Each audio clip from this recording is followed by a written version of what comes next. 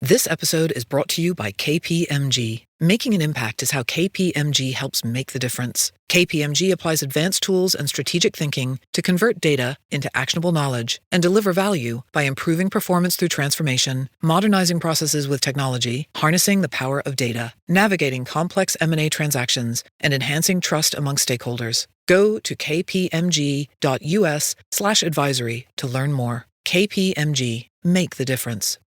Choice Hotels get you more for your money so you can maximize any road trip.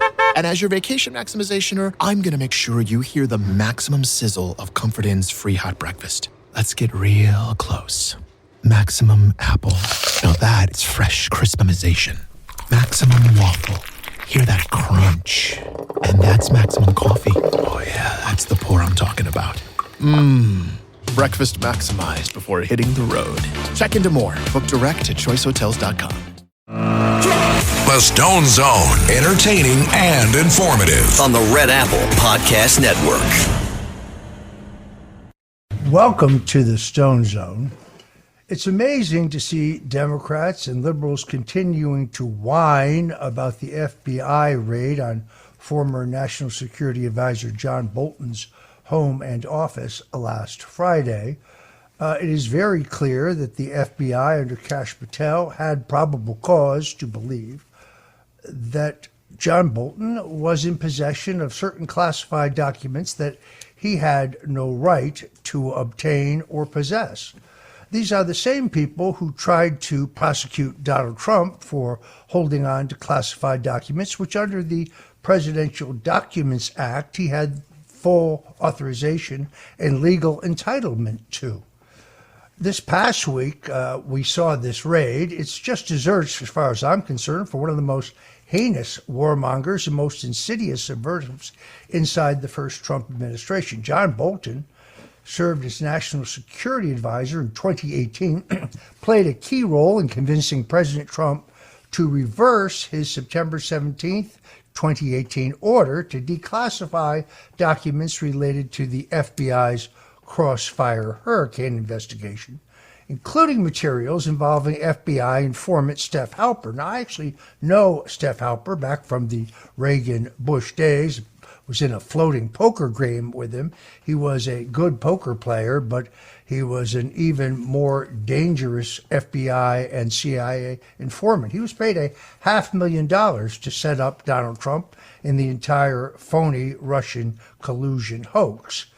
4 days after President Trump first ordered the declassification of the Crossfire Hurricane documents on September 21st, 2018, Trump was pushed into backing off full declassification after input from the Department of Justice, the FBI, and certain foreign allies raised concerns about potential damage to our national security. Exposure of our intelligence sources and methods, and our ongoing relationships with some of our international allies and partners. Bolton advised President Trump of these risks and coordinated the cover-up. Then after the Mar-a-Lago raid, where it is widely believed that President Trump had, within his legal rights, obtained copies and held on to copies of the evidence that would prove that the Russian collusion claims were a fraud, Bolton repeatedly talked about the sensitive sources that were in the documents that President Trump had. The documents, now released to the public thanks to Tulsi Gabbard, the director of National Intelligence, were the Crossfire Hurricane documents.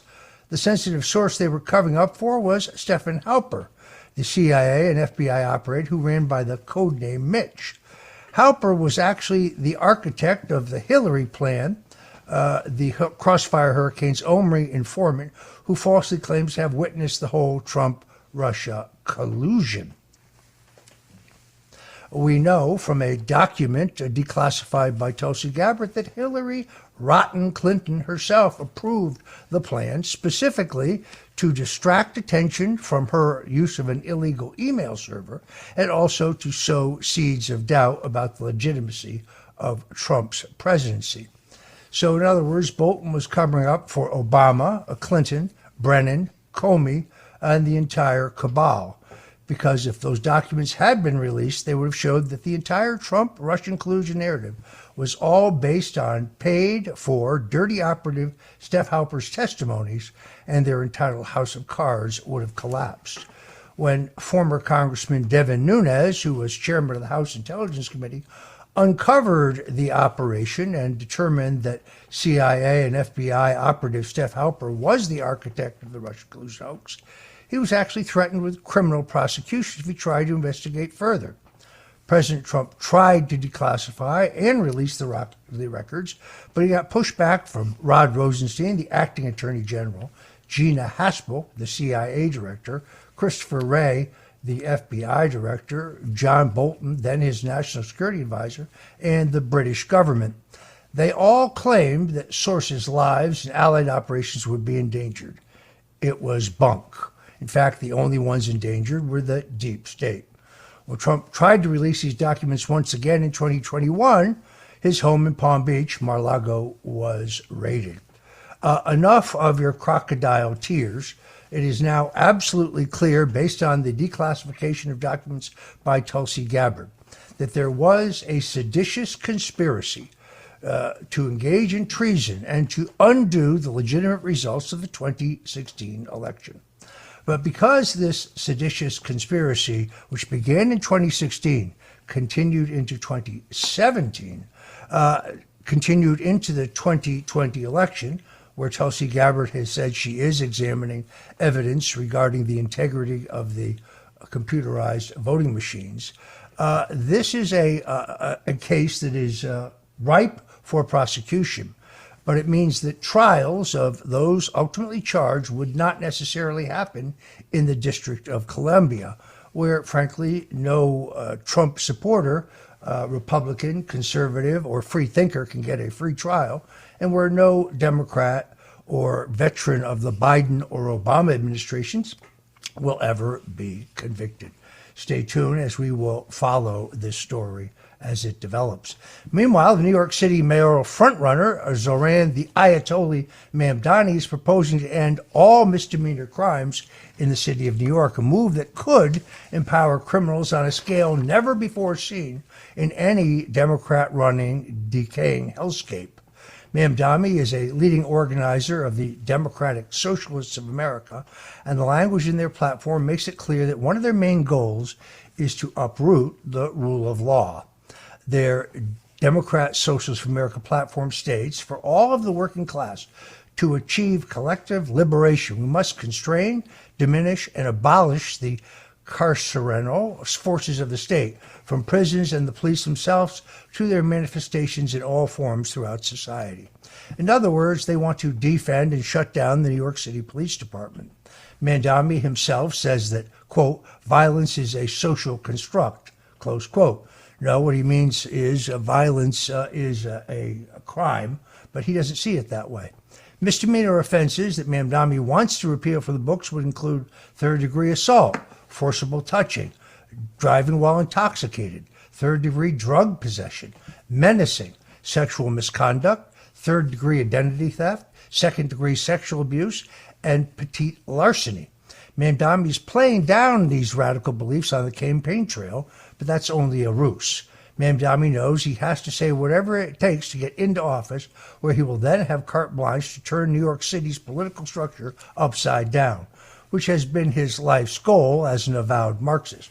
May God have mercy on the people of New York City, and may the city serve as an example to the rest of the country of what is to come if the Democrat Party is not crushed in the midterms and beyond. President Trump, in the meantime, has signed an executive order that will bring an end to the insane policies of cashless bail for criminals in Washington, D.C. It will also start the process of ending cashless bail nationwide, including in New York City and the city of Chicago, where crime, despite the fact that they cook the statistics, is actually skyrocketing. Under the guise of criminal justice reform, states and localities have been ending mandatory cash bail for violent criminals. As a result, criminals have been let out of jail but are free to skip their trial dates before going on to commit more crimes against innocent, unsuspecting Americans. Cashless bail has been pushed under the guise of social justice and is another one of the Black Lives Matter schemes that effectively defunds the police. The White House said in a statement, cashless bail policies allow dangerous individuals to immediately return to the streets and further endanger law-abiding, hard-working Americans because they know our laws will not be enforced. This executive order fulfills President Trump's campaign to crack down on the left-wing jurisdictions that refuse to prosecute dangerous criminals and to set violent felonies loose on cashless bail. The executive order is expected to be followed by legislation introduced by my friend, Congresswoman Elise Stefanik of New York, that would eliminate cashless bail nationwide. Meanwhile, we see the disastrous rebrand of Cracker Barrel. It has become viral news on social media as the masses express disdain towards corporate changes that have stripped the cluttered, hokey charm from the highway-adjacent restaurant chain and replaced it with a soulless, postmodern Drek logo, throwing out 47 years of history, flushing it down the toilet in one fell swoop.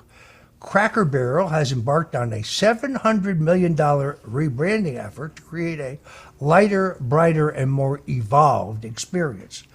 They seek to be relevant in the cultural conversation of the day, taking the emphasis off of providing crispy fried chicken and savory country gravy and excellent meatloaf to their patrons, and instead putting that effort behind sponsoring LGBT pride parades and other organizations promoting a woke agenda. There may be more to it than all of this. The silly logo is fun to pick at, but there's a darker side to it in my opinion. Here's a few key facts to think about. Cracker Barrel averages a 1.6% profit, which is substantially less than the industry standard for casual dining, which achieves a 3 to 5% profit margin. Cracker Barrel owns 3-acre plots of land on 468 interstate exits all over the country. Making obviously bad choices to alienate the customer base will drive down the stock price for Cracker Barrel and make it affordable for a corporation to buy back. 65% of the Cracker Barrel Corporation is currently owned by private equity firms. Is this the time that Blackstone or BlackRock steps in and snaps up all of that real estate? Meanwhile, Steak 'n Shake has undergone a resurgence, doing just the opposite. They've started to use beef tallow to cut their fries like McDonald's used to do in their heyday. Frankly, McDonald's French fries today taste like plastic. They have no flavor. RFK has been a champion of returning to using beef tallow to cook their fries. The folks at Steak 'n Shake have also begun phasing out all seed oils from their foods. They've started to accept Bitcoin as payment for their menu. It's a forward-thinking move that will pay dividends, I think, well into the future. Their stock price and profits have surged as a result of these healthy changes.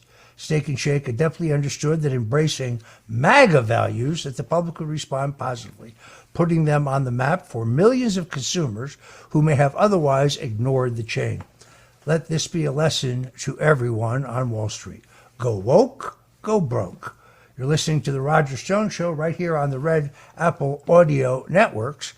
Meanwhile, in the news, Ingrid Lewis-Martin, former senior advisor and chief of staff to New York City Mayor Eric Adams, has been charged with running a bribery empire throughout the city while serving under Mayor Adams.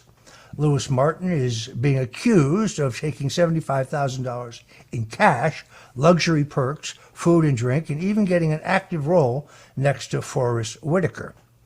Lewis-Martin and her co-conspirators allegedly exploited the city's $7 billion in contracts related to the migrant crisis, manipulated street redesign projects, secured home renovations, and meddled in building permits, collecting bribe money every step of the way to hook up their cronies.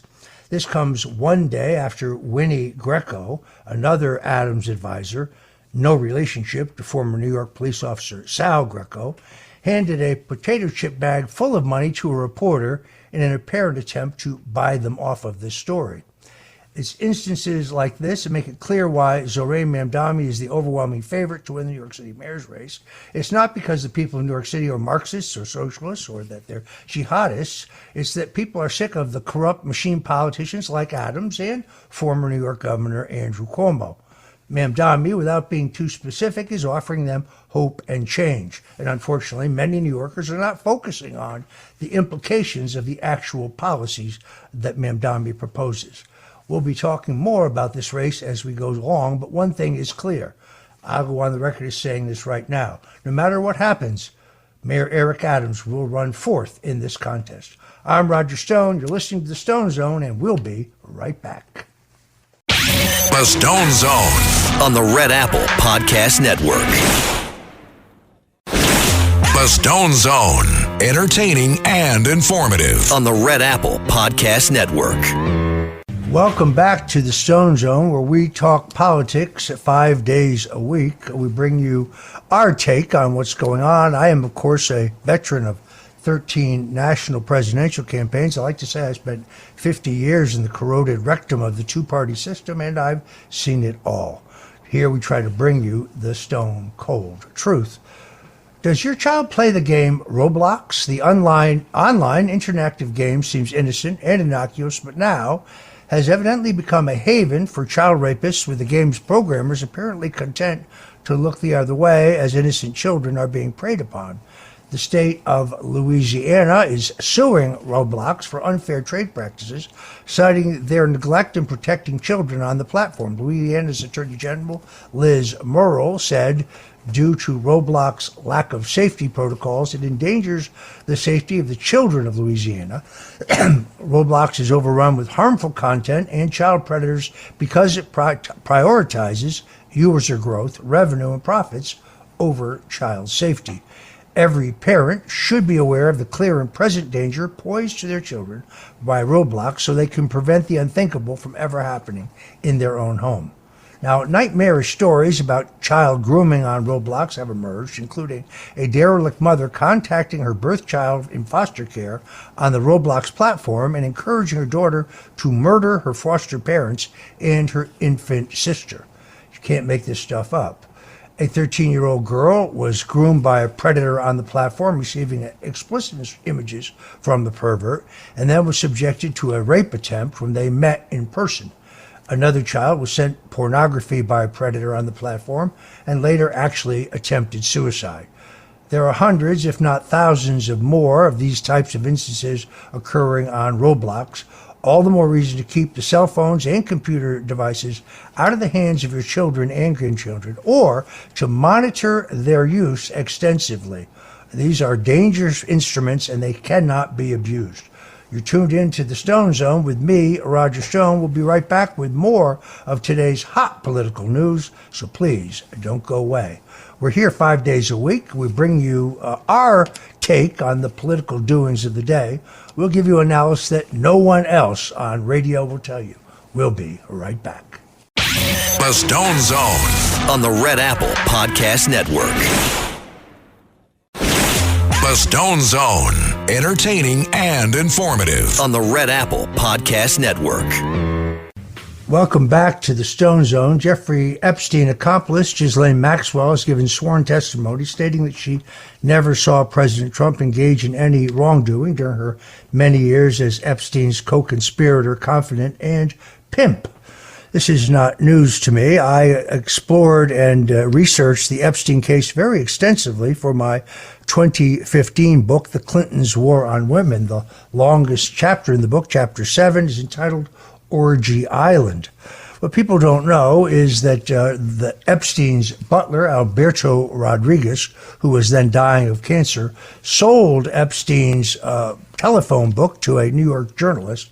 But that doesn't mean that everyone in his book is guilty of any illegal or inappropriate behavior. But the butler did circle the names of those he claimed were involved in child sex trafficking or were material witnesses to child sex trafficking. Maxwell stated that she felt Trump and Epstein were friendly, like people in social settings, but she did not think they were close friends. She also did not ever recall Trump being at Epstein's house in New York. That is consistent with my research and my reporting. She also stated that she never saw the president in any time of massage setting, and she never witnessed the president in any inappropriate meeting in any way. Now, we know that Donald Trump never visited Epstein's island. We know that Donald Trump never visited Epstein's ranch in New Mexico. We know that Donald Trump never visited Epstein's Paris apartment. We know that he was at Epstein's home in Palm Beach on one occasion, according to the sworn testimony of Virginia Roberts Giuffre, one of Epstein's victims who refused a large cash settlement in order to continue her lawsuit against Epstein. We're told only months ago that she committed suicide. Having interviewed her for 6 hours in 2 3-hour sessions and read all of her sworn testimony, frankly, I doubt that. But according to her sworn testimony, the one and only time she saw Donald Trump at Epstein's home was for a fundraiser for a social nonprofit, a charitable nonprofit in Palm Beach, and that Trump acted as a perfect gentleman. Now, Maxwell also says in a separate statement that former President Bill Clinton never visited the island. Unfortunately, the FAA passenger manifest, which I use extensively in my book, The Clintons' War on Women, shows that Bill Clinton visited the island at least 4 times, but was on Epstein's airplane at least 26 times. We also know from the sworn testimony of Virginia Roberts Giuffre that she identified Bill Clinton as being on the island, therefore, quote-unquote, parties, on at least 3 occasions. So the testimony of Maxwell does corroborate victims' attorneys and other people close to the situation who, like me, have said throughout the years that there is no evidence whatsoever of inappropriate behavior by President Donald Trump.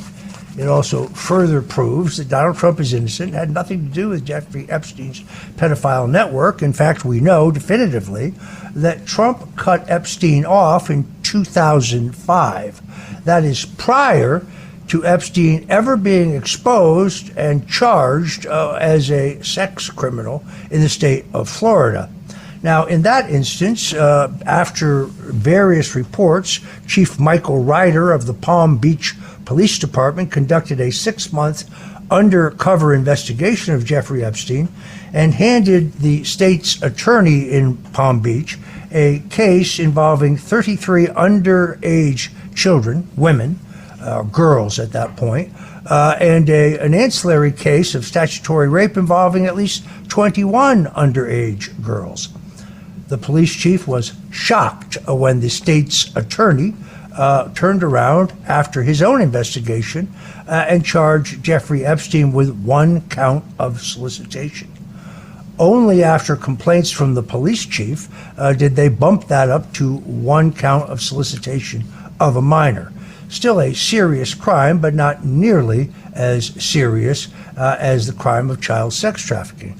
Asked after he had served 15 months of an 18-month sentence, which he was allowed to serve in the air-conditioned Palm Beach County Jail, as opposed to a Florida State Penitentiary like every other convicted sex criminal in the Sunshine State, Epstein said his crime was no different than, quote, stealing a bagel. The Democrats and the deep state are continue to perpetuating the Epstein hoax on Trump's, trying to get the focus off of real child sex predators who I believe are still at large. It's time, once again, to release all the grand jury testimony and relevant information held by the government with information about Epstein's operation that are currently being withheld from the public. But unfortunately, judges in New York and Florida, all Democrats, I might add, all appointees of either Bill Clinton, Barack Obama, or Joe Biden, have refused to release any of that grand jury testimony, despite the fact that the target of the grand jury testimony, Jeffrey Epstein, is deceased. Lawyers tell me that one is deceased, they no longer have rights. There is no reason not to release this material, would clear the air. I pointed out that it was the Trump administration in 2019 that charged Jeffrey Epstein with one count of child sex trafficking and an additional count of conspiracy to engage in child sex trafficking.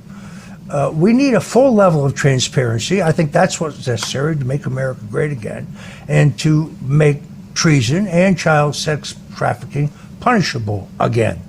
Once again, I agree with those who are calling for full disclosure. It's comical to see people like Senator Richard Durbin, Dick Durbin of Illinois, jumping up and down, screaming about full disclosure when he sponsored legislation to block the information from the American public previous to the recent scandal. So I believe that Maxwell in this case is telling the truth about Donald Trump because it is consistent with my own research. Meanwhile, President Trump has mobilized the National Guard across 19 states. The Trump administration will be sending 1,700 National Guard troops across 19 states to stabilize the country, fight crime in decaying cities, and also assist with immigration enforcement. There will be, I think, a deployment in the city of Chicago relatively soon. These National Guard troops will be deployed from August until mid-December to clean up the streets. An official with the National Guard said the following to reporters. The in and out processing may include personal data collection, fingerprinting, DNA swabbing, and photographing of personnel in ICE custody. After President Trump's stunning success in cleaning up Washington, D.C., he will be implementing law and order in other cities. This is what he said he would do during the campaign, and now he's doing it. The president has said that Chicago, New York City would be the next logical targets after D.C. Now, there are some legal anomalies. The president has the authority to nationalize the police department, the Metropolitan Police Department in D.C., where he does not have the legal authority to nationalize the police departments in New York City or in the city of Chicago. But he does have the authority to mobilize the National Guard any place that he determines is a national emergency. The city city of D.C. went through a week without murder, something that is unprecedented during a D.C. summer. Carjackings are down 83%, robberies are down nearly 50%, and car theft is down 21%. Overall violent crime in the District of Columbia is actually down 22%. Illinois Governor J.B. Pritzker and Mayor Brandon Johnson are freaking out about the idea of President Trump sending the National Guard to Chicago. They claim crime is going down, but frankly, that's a lie. The facts show that 90% of Chicago's violent offenders are free, walking the streets, not having to worry about cash bail in most instances. Once a violent criminal is released without cash bail, of course, there's very little possibility that they will show up again for trial. There are 1,600 vacancies in the police force as nobody wants the thankless task in Chicago where they will be under attack and scrutiny by Democrat politicians. Over 225,000 high-priority 9/11 calls in the Windy City went unanswered in 2023 due to a lack of Chicago police resources.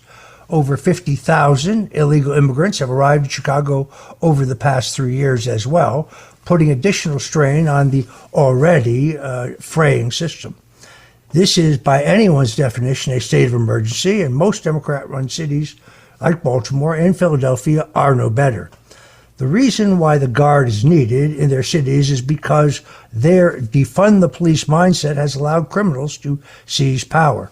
This will no longer be allowed in Trump's America. I predict to you that he will mobilize the National Guard to bring order in Chicago. Mayor Brandon Johnson, who in a bizarre rant somehow blamed former President Richard Nixon for the current rate of crime in the city of Chicago. That one's a mystery to me. Richard Nixon, the president who desegregated the public schools, the Richard Nixon who tripled the amount of federal funding for civil rights law enforcement, The Richard Nixon who gave us affirmative action, a policy that many of my conservative friends object to. The Richard Nixon who was instrumental in the passage of the 1958 Civil Rights Act over the opposition of Lyndon Baines Johnson, the Senate Majority Leader, and working hand in glove with the Dr. Martin Luther King. So I'm not really sure what Brandon Johnson means when he says it's all Richard Nixon's fault. Richard Nixon's been dead for almost 40 years, I think a little bit longer. But Johnson has made it very clear yesterday that he is counting on the people of Chicago to rise up and resist the National Guard. That, of course, would be a crime. Brandon Johnson is in and out of the hospital with stress-related panic attacks, according to public reports. He's not up to the job of being mayor, and he has no ability to keep order. Mayor Richard J. Daley, not Richie Daley, but Mayor Richard Dick Daley, once known for running a tight ship, Chicago was once known as the city that works. If he saw what was happening to his beloved Chicago today, he would be rolling in his grave. Donald Trump means business. When he said that he would restore law and order, he meant it. He's done it in the District of Columbia. He will do it in Chicago over the objections of J.B. Pritzker. Governor Pritzker, who, frankly, I said yesterday, the guy's so fat, he has his own zip code. I mean, when he graduated from high school, his picture was on page 41, 42, and 43 of his yearbook. Last time he came to New York City, they wanted to make him his own borough. Enough of the fat jokes. The truth is, he's running for president, but he continues to be mired in single digits. And in a recent poll, his percentage of vote among African Americans was actually 0. I don't really understand the concept of running for president when you failed as governor. This is the same conundrum that Gavin Newsom has. He wants to run for president, I guess, on the slogan that he'll do for America what he did for California. In his case, that would mean out-of-control taxes, soaring crimes, epic homelessness, and environmental disaster, including the fact that they couldn't manage the recent fires in Los Angeles because they had turned off the water to spare the lives of an increasingly environmentally endangered fish. Yes, that is the woke policy of the Gavin Newsom, the man who has great hair, but other than that, has no qualification whatsoever to be president and no issue to run on. If you're just tuning in, I'm Roger Stone, and this is the Stone Zone on the Red Apple Audio Networks. Don't go away, because we'll be right back with more of today's politics.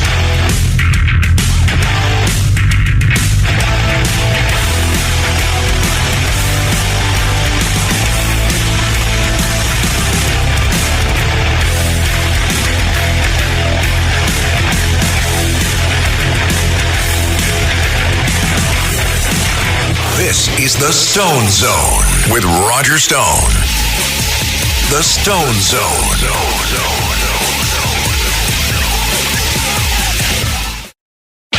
The Stone Zone on the Red Apple Podcast Network. The Stone Zone, entertaining and informative on the Red Apple Podcast Network. Welcome back to the Stone Zone. This is Roger Stone, listening to the Red Apple Audio Networks. A new Kaplan and Associates rolling average overnight poll shows slight differences in the upcoming race for mayor of New York City. In the new head-to-head, Democrat Zohran Mamdani, who I refer to as the Ayatollah, has moved to 39% of the vote. Former Governor Andrew Cuomo dropped from 22 to 20% of the vote.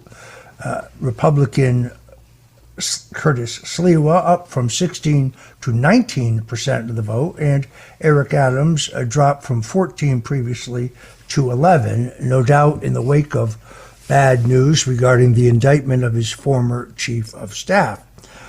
This race is very tight. That's about an 11% undecided. But if you look into the internals, you will see the problem, which is that for the first time now, Eric Adams' net unfavorable rating among voters has broken 70%. It's now at 71%. This is why he has no option for further ballot growth. Andrew Cuomo's unfavorable remains consistent at 58% net unfavorable. Mamdani's unfavorable rating remains at 41, exactly where it was in the last Kaplan overnight. And frankly, his competitors are going to have to drive that number much higher to have any chance of stopping him. While Curtis Sliwa, the Republican nominee, held steady with an unfavorable rating of 43, which I think comes from a 20-plus year on radio talking about controversial subjects. So those who say that one of these candidates should drop out, I think, are dreaming. I think none of them will drop out. But it is conceivable at this current trajectory that even if all of them did drop out, it is important to recognize that not all of their votes would redistribute to an anti-Mamdani candidate. In fact, based on the Kaplan overnight poll, if former Democrat Governor Andrew Cuomo withdrew from the race, almost 1/4 of his votes go to the Democrat Mamdani. That's because many of his votes are coming from Democrats. So I think this race is essentially over, barring some new cataclysmic event. I don't see anyone dropping out of the race. And I think that being the Democrat nominee is an enormous leg up in an overwhelmingly Democrat city. I also see, as I said earlier, that Mamdani is soft-pedaling the impact of his agenda. He doesn't want to be seen as anti-police, but he's also not shy about the fact that he wants to do away with misdemeanor crime, which to me is shocking. Just to be clear, if he was to be to actually implement those policies, third-degree assault, forcible touching, driving while intoxicated, third-degree drug possession, menacing, sexual misconduct, third-degree identity theft, second-degree sexual abuse, and petite larceny would no longer be chargeable crimes. His radical beliefs on the campaign are being soft-pedaled, but it's only a ruse. Until the voters from New York wake up to the fact that these policies will set New York City on fire, that there will be a mass exodus of taxpayers, businesses both large and small will flee the city, and crime will be rampant. The only good news is not for the people who live in New York City, unfortunately, but for the people across the country who will be able to see firsthand what happens when you choose Marxist policies. That is a small concession for the people of New York City who will have to suffer under these horrific ideas. Thanks for joining us today in the Stone Zone. I'm Roger Stone. This is the Stone Zone. Every day we talk politics, news, history. Sometimes we jam a little food and style as well. Thanks for joining us today. Until tomorrow, God bless you and Godspeed.